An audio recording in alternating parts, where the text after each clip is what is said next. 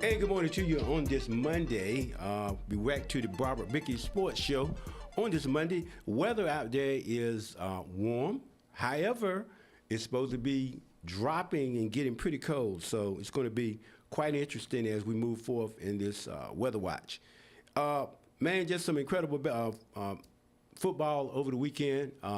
Charles Barkley, was a little upset at the football commissioner for having those 4 games on Christmas Day. Was it 4 games or 3 games? 3 games. 3 games. Okay, but anyway though, so we'll see about that.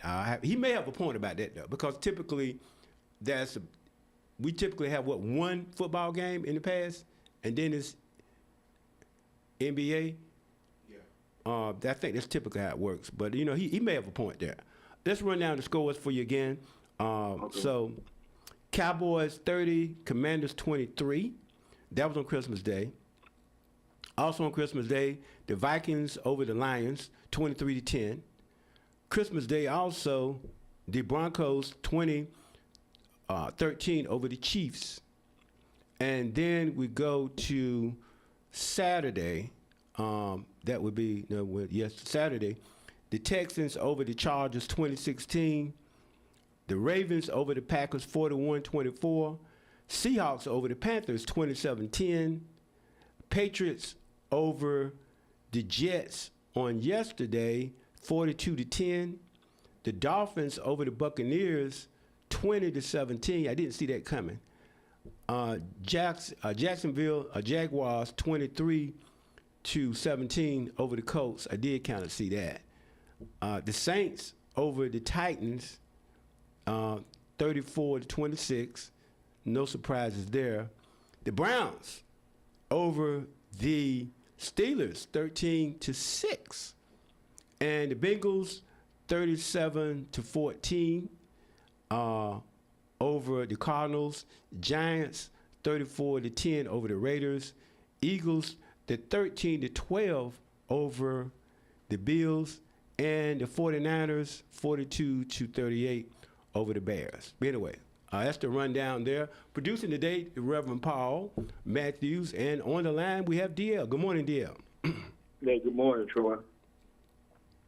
So, first of all, how do you feel about the 3 games on Christmas Day?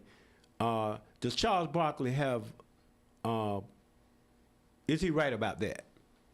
Yeah, I don't. The NFL is king, and a couple of years ago, they infringed upon a Friday, which is typically high school. And you've had people from Congress call out Roger Goodell over that because, they give exemption, I think an antitrust exemption they give the NFL, Congress does, and they didn't like it, the fact that they did a couple Friday games. They were in Brazil. It's not every Friday, but I agree with Charles. And plus, you can't watch, you have to have a streaming device to watch the Netflix game, so you don't have a Netflix subscription. The games on Friday afternoon with Netflix. Then the night game was on Amazon Prime, and then Saturday game was on NBC Peacock.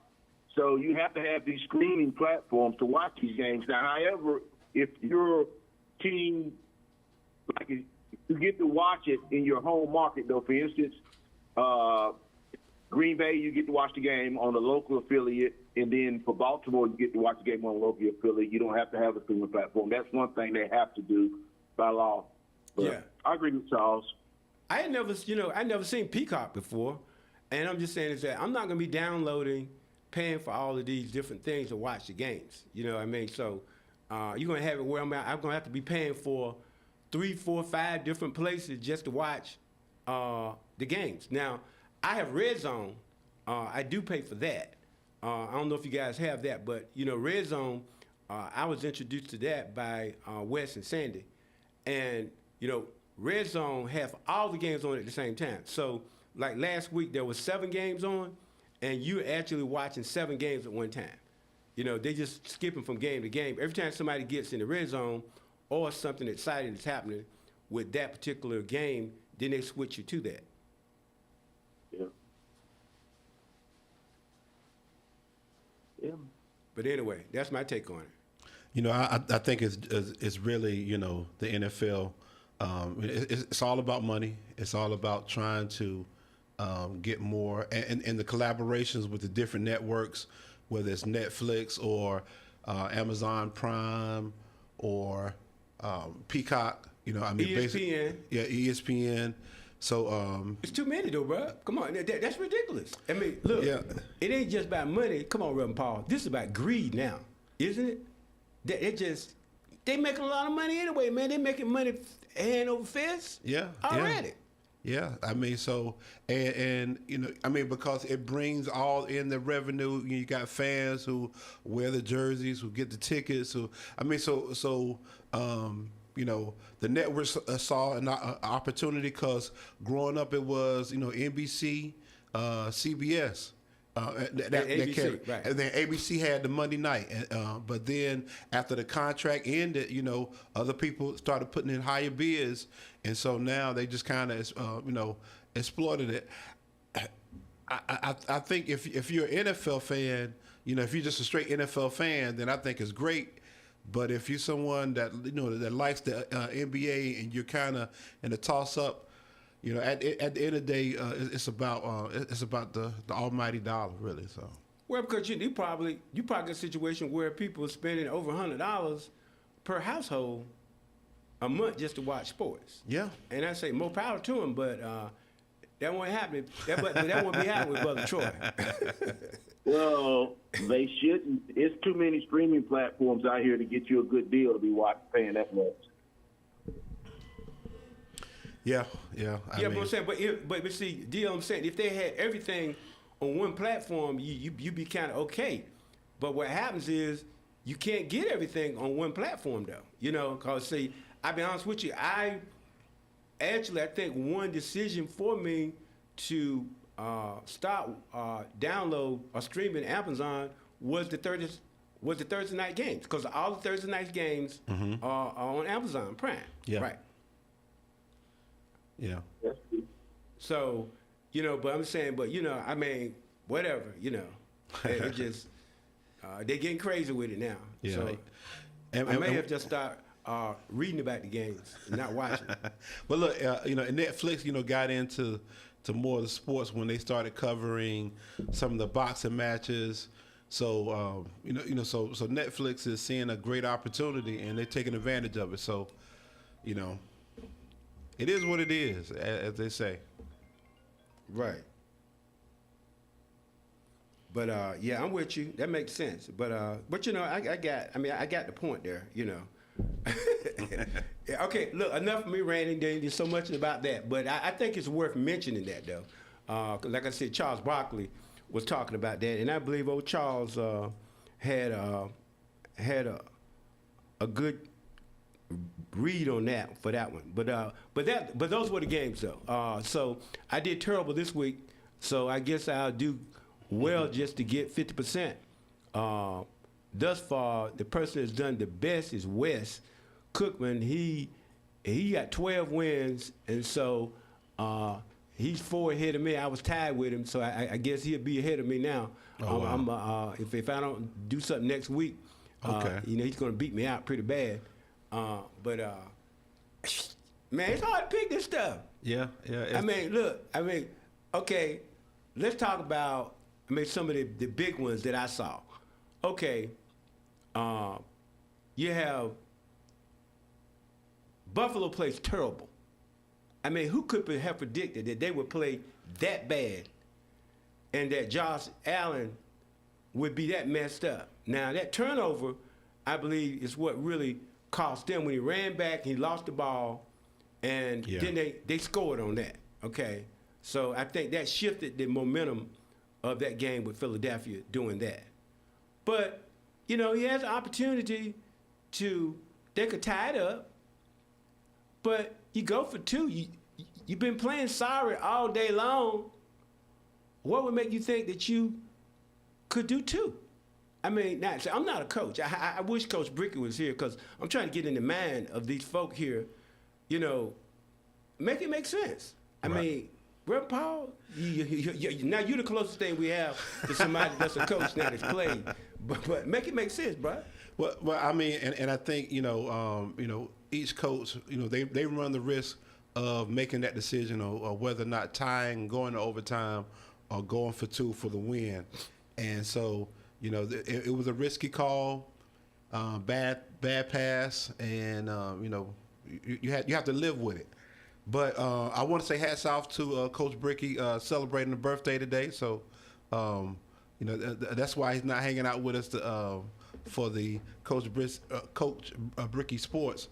But ultimately, coaches have to have that decision, and I guess because it was they felt like they had the momentum, and a lot of times you go with that, you go with the gut, and but you live, I mean, it's a thing that you either you win or you lose on it. So Troy A could have seen that. Come on now. I mean, I know. I'm Monday morning quarterbacking here, but come on. I mean, I just, Dia, what you think? Well, as far as the decision to go for the extra point, go for the win, I don't fault him. I don't think he wanted to. It was raining. I don't think he wanted to risk injury of players. He felt he had the momentum. Josh just made a terrible throw. And, Josh can win it for you, and he can lose it for you because he took some terrible sacks. But at the end of the day, field goal kickers only have one job. You got to make those chip shots. So if the field goal kicker makes the extra point after the first touchdown, they win. But I won't fault Sean McDermott. He just probably didn't want to go into overtime because it was raining, and it's not like they're going to get the number one seed. So, it's got to have better execution. Josh just had a terrible throw. The guy was wide open. We had a terrible day. Yeah, that's true, too. But that's why we want other players to pick us up. Your kicker, if he makes it, when we say we won despite Josh having a bad day. And as the movie goes, it's any given Sunday. So, I mean, because really, you kind of favored the Patriots being home against the Philadelphia Eagles. You knew that Philadelphia Eagles offense was not as it's not as fluent as it has been in the past, and so you thought you was riding high on Josh Allen, and so you kind of figured that the Bills would handle it, but yeah, it's any given Sunday. Well, now Dio, you did have a coverage for the Steelers Browns, so what say you about that game?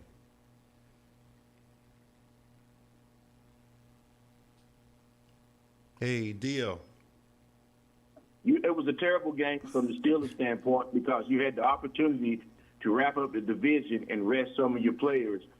And the absence of DK Metcalf was noticeable because he's tall and he has speed, and he could have had some of those balls, those catches that Aaron threw. And Marvez, MVS, they call him Marquez Valdez Scanlon, whatever he is, the Steelers brought him on because of familiarity with Aaron Rodgers from Green Bay. He was terrible yesterday. Some of the routes he ran, and the one when Aaron running him to going into the winning drive, this could have been winning drive. Tony Romo said it best. I like Tony Romo as a color commentator. He should have cut in where he stayed out, and then your field goal kicker makes a chip shot. But it was all about the Cleveland defense. The Steelers receivers were no threat. They often played man-to-man, and when you play man-to-man, your back is turned to the quarterback. But when you don't have a mobile quarterback, such as the Steelers, there's no threat of him running. Let's back up to the first half. Shador got off to an awesome start. Yeah. He got off to an awesome start, made his throws, took what the defense gave him. He played like a seasoned veteran in the first half, of the first quarter, and then he had a couple of bad throws. But over and all, this was on the Steelers, and it's terrible because now their playoff starts Sunday, so the NFL flexed them into Sunday night. So it's the last game of the season. Regular season game is Pittsburgh and Baltimore, in Pittsburgh for the division title. But disappointing day for Aaron Rodgers and the Steelers. Very disappointing.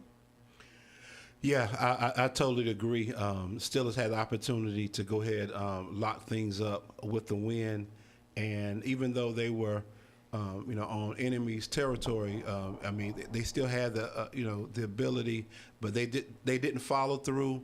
They made major changes to combat against the Browns, and they made Shador. I mean, and I was kind of course, my heart is with Pittsburgh, but I wanted Shador to have a decent game, and he looked like a superstar, like you said, that first quarter, and he was making passes that the defense that the Steelers has should be able to stop some of that, and it was frustrating to watch at times, but yeah, Steelers didn't lock it down, and so now, playing against Baltimore in Baltimore, and these teams are like like brothers in the sense of they always split the regular season, but you have to believe that Baltimore has the momentum, and Pittsburgh may not get the win come next Sunday. Oh, I agree with you, and it's another standalone game. The whole world's going to be watching, and if the Steelers play bad, to me, and the last thing on this, so we go to another game, was disappointing with Mike Tomlin after the game. When the reporter asked him how they played, he said, "We didn't play terrible." I'm like, you didn't score a touchdown, and you're going to tell us that?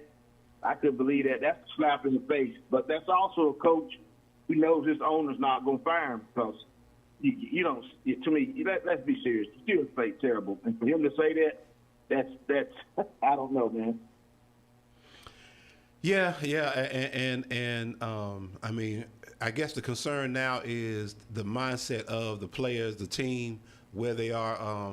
Certainly Aaron Rodgers was optimistic, but that's just one player.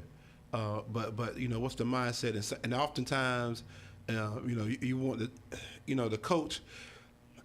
I didn't want Tomlin to be like the Lakers coach who really kind of went off on the team on how terrible they played. But at the same time, I wanted him to kind of be honest enough. Look, we got to do better because, like you said, next Sunday is really a playoff game for the Steelers. Now, yeah. So now Coach BRICKEY had Panthers. with the Panthers and Seahawks, and I know I wasn't looking for them to win, but it's also a showdown as well for the Panthers and the Buccaneers, and so I think even though I don't want the Steelers to be in a situation like this, it makes good for the NFL because those are must-see games because the playoff is on the line. And so, I'm excited about that part of it. But hopefully the Panthers can pull it out. Are they hosting or are they in Tampa Bay? They're in Tampa, and I can't wait till next week because we got to do this. It's going to be Black Monday for some coaches, and win or lose, Tampa's getting rid of Todd Bowles. They don't want them. Yeah. Win or lose, they're going to get rid of Todd Bowles when they go into the playoffs and lose. And so it's a number of coaches that are on the hot seat next week. But I don't see Tampa losing at home to the Panthers. I just don't. Okay. But it's interesting, guys. Look, and this is all about football, but I'm going off the grid a little bit here. So I was watching this documentary about Sam Cunningham. You remember him? Yeah. Sam Cunningham is the leading rusher for the New England Patriots going back. He holds the record. Oh, you got me on that one. Okay. But check it out now. So, but the criticism of him was this, that he wasn't demonstrative enough. You see what I'm saying? He's a black guy. Yeah. He wasn't demonstrative enough. Because he didn't go out there and, he's out there. He just ran the ball. Mm-hmm. Okay? Also, because I want you guys, and this is inside of YouTube. I want you to look at this. Look up now. Sam Cunningham is Randall Cunningham's brother. Okay. You remember Randall? Yeah. Right. Yeah. That's his brother. Randall was his younger brother. But I'm telling you, man, tremendous ball player. But DL and Paul, how the coaches treated this guy, it was just incredible. But he just ran out and did the job. Okay? Now you come to Doug Williams, who was at Grambling, and you bring up Tampa Bay Buccaneers. Right. They were nothing before they got him. Right. And he took them to the playoffs. Mm-hmm. He eventually goes to Washington. And you got to see how the coach was just so cantankerous with him because the offensive coach, because, well, he does this, that. Because the question I would like to ask Coach BRICKEY is this, and I know he coaches basketball, but if you draw up a play and clearly that play is not working, you know the guy out there, whether it's a point guard or whatever else it is, the play you drew up is not working. He takes over and does something else, and he wins for you. Would you be upset with him because he made adjustments to your play on the field? Which that's what the coach had a problem with Doug Williams, because Doug Williams relied on once the play starts going off and he see what's going on, he's like, hey, look, I got to do something a little different here. But he was winning with that. Even at Washington, even Joe Gibbs said that he didn't believe in him initially. And those of you all that are old enough to remember what he did in that Super Bowl, because he was not the starter in that game. You see what I'm saying? But I believe the same thing is going on with Shedeur. I'm coming back to that. It's just that, look, he was not given a chance. And I think there's insurmountable evidence that they tried to sabotage this young man's career and destroy him when he did have the talent to play in the NFL. And I think that clearly now anybody can see that Shedeur Sanders has the talent to play. Yeah, he definitely does. And to DL, do you think that the Browns coach is on the hot seat come Black Monday? I don't know. Listen, I don't understand the owner in Cleveland, because you don't allow your general management coach, even if the coach didn't want Shedeur, which is his right, the general manager should have drafted him because it's going to cause problems. And you see what problems it caused. Yeah. And then you trade away Flacco. I think they all need a reset in Cleveland. I think, to me, I'd get rid of both the general manager and the head coach if I was the owner. And I think the coach wants to be fired. He just wants his money. He don't want to quit. He wants his money. But I would move, if I was the owner, I'd move on from the GM and the coach. Yeah, I definitely agree. How the coach handled Sanders is really, is really called to get him fired. But at the same time, the fact that Cleveland really holds one of the top defenses within the league, makes you question whether about letting it go, even though it's not really on him, but by being the head coach, you get the credit anyway. So I was, even though the Steelers lost, I was glad that Sanders got the win because, when I watched that first half, I saw how the fans were really supporting and pushing Sanders. So it's almost like once you have the fans on your side, that's another element that comes into decisions on decisions that you make. But that's just my opinion. But I will say, this past week there were some great. They were light playoff games. Like you said, the Buffalo Bills, Eagles game. Also, last night's game between the Bears and the 49ers. And really, it took me back a couple of years back, back during the, Montana days of where you always relish to see great NFC teams playing on CBS with the Bears and 49ers, and they really lived up to it. And I was really pulling for the Bears because I think the quarterback is doing such an awesome job. But it really came down to a couple of it actually came down to the last play that really that sealed the deal. What's that? You? Yeah. The running back for the Bears has to understand it's going to be hard for you to run over two 49er defenders. Swift. He should have went out of bounds, and they would have. If he goes out of bounds, Chicago has 2 plays to go, and he doesn't. And that was really terrible decision by Swift to try to go in. You were not going to bulldoze 2 players, and Chicago just didn't have enough time. It's going to be interesting when the playoffs come because I put it to you like this. I think the Rams look good in the NFC. Texans, C.J. Stroud's got to play a whole lot better because he has the best defense in the league. And I think that's what it's going to come down to. Denver and Houston have 2 of the best defenses.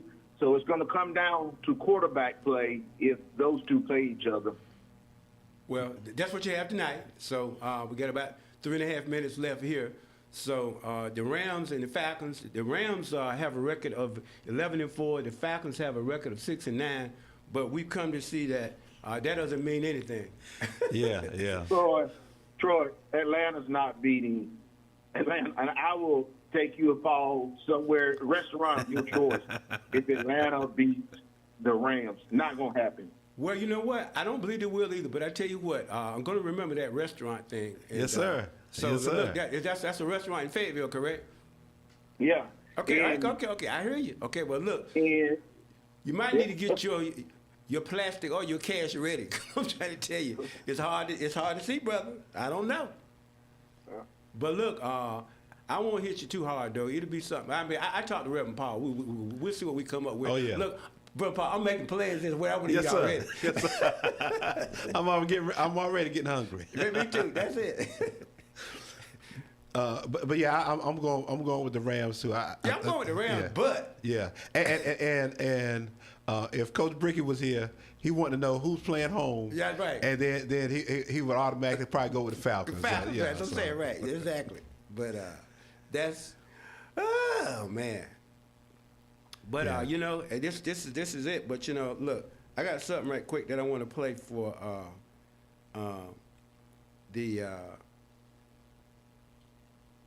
here it is right here. This for all of the Cowboy fans. Oh man. Okay, and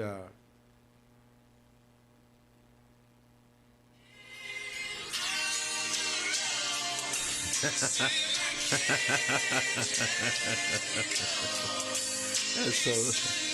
so dirty. That won't mean. Look, I'm a Raiders fan too, but look, we don't act like that. Y'all act like, well, you know, look, we're not America's team. Matter of fact, y'all don't like us. I was out over the weekend and I ran into this lady. I didn't really know her, but I knew her husband. And I had on my Raiders gear, and she was like, "Oh, you wearing that?" I'm like, "Well, you know, I mean, I'm grown, you know, I can put it on." But I'm saying, but you know, she was talking smack to me, man, because I had on Raiders stuff. But I mean, my thing is that, look, we ain't bragging, but those Cowboy fans come in there every year. Oh, we win the Super Bowl this year. I mean, and they've been doing it for the last 30 years. Yeah.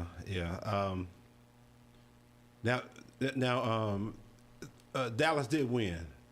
Right. Yeah, they did. Okay. So, but they ain't going nowhere though. Yeah. It was a meaningless win. Yeah, but and you feel bad for the Detroit Lions because they were riding high. You kept on talking about them making the playoffs and even going further, but that critical loss against the Steelers, and then them losing. This past, I forgot who they played, but I mean that really just put them out of the equation, and I don't think it's going to affect Coach Campbell, but they're going to have to make some changes moving forward, in the new season. Right. Yeah, Campbell is not going anywhere. I think he might fire some coordinators Yeah. Yeah. But anyway, but look, guys, that's going to be a wrap on things. We're out of here tomorrow morning at 8. We're going to be back with probably the first time we ever done this. We're going to have the mayor, Mitch Colvin, and also the chair of the Board of Commissioners in at 8 o'clock on tomorrow morning. So look forward to that. Should be a very robust, interesting discussion. Anyway, Reverend Paul Matthews and Brother Troy, we're out of here. Talk to you guys later.